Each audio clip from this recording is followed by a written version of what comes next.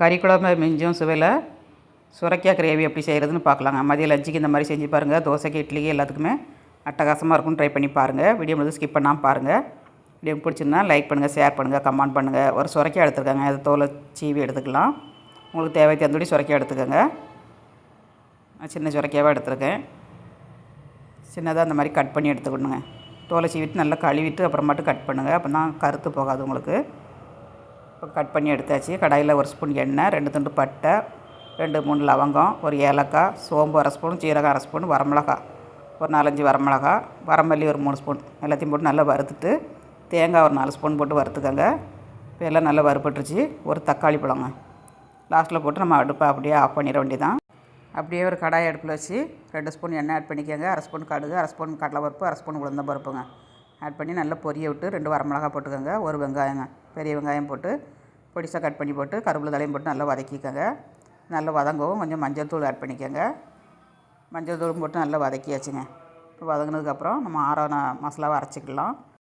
இஞ்சி பூண்டு 1 ஸ்பூன் சேர்த்து அதையும் நல்லா வதக்கிக்கோங்க. கறி குழம்பு டேஸ்ட்டில் இருக்குங்க. அட்டகாசமாக இருக்கும். ட்ரை பண்ணி பாருங்கள்.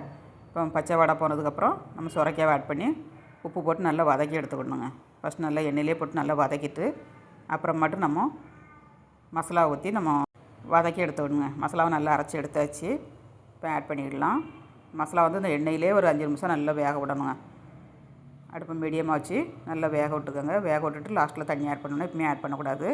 மிக்ஸி சேர கழுவி கொஞ்சம் தண்ணி வச்சுருக்கேன். லாஸ்ட்டில் ஆட் பண்ணிடலாம். இப்போ கிரேவிக்கு தந்தோடி உப்பு போட்டு நல்லா மிக்ஸ் பண்ணிக்கோங்க. நல்லா சுண்டி வற்றி வரணுங்க. இந்த மாதிரி வற்றி வந்ததுக்கப்புறம் நம்ம தண்ணி ஆட் பண்ணிடணும். போதுமான அளவுக்கு தண்ணி ஆட் பண்ணிக்கோங்க. கிரேவி மாதிரி பண்ணணும். நிறைய தண்ணி வச்சிடாதீங்க. இப்போ நல்லா கொதிச்சிருச்சுங்க. 2-3 நிமிஷம் கொதிக்க வச்சிங்கன்னா நல்லா கொதிச்சிரும். இப்போ சூப்பராகிட்டு ரெடி ஆயிடுச்சுங்க. மல்லித்தழை போட்டு நம்ம அடுப்பை ஆஃப் பண்ணிவிட்டு சேவ் பண்ணி சாப்பிட வேண்டியதாங்க.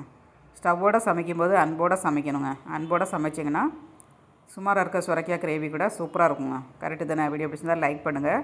ஃப்ரெண்ட்ஸ் அண்ட் ஃபேமிலிக்கு ஷேர் பண்ணி விடுங்க. சப்போர்ட் பண்ணுங்கள். முதல் முறையாக பார்க்காத இருந்தால் சப்ஸ்கிரைப் பண்ணி வைங்க. மீண்டும் நெக்ஸ்ட் வீடியோவில் சந்திப்போம். பாய்.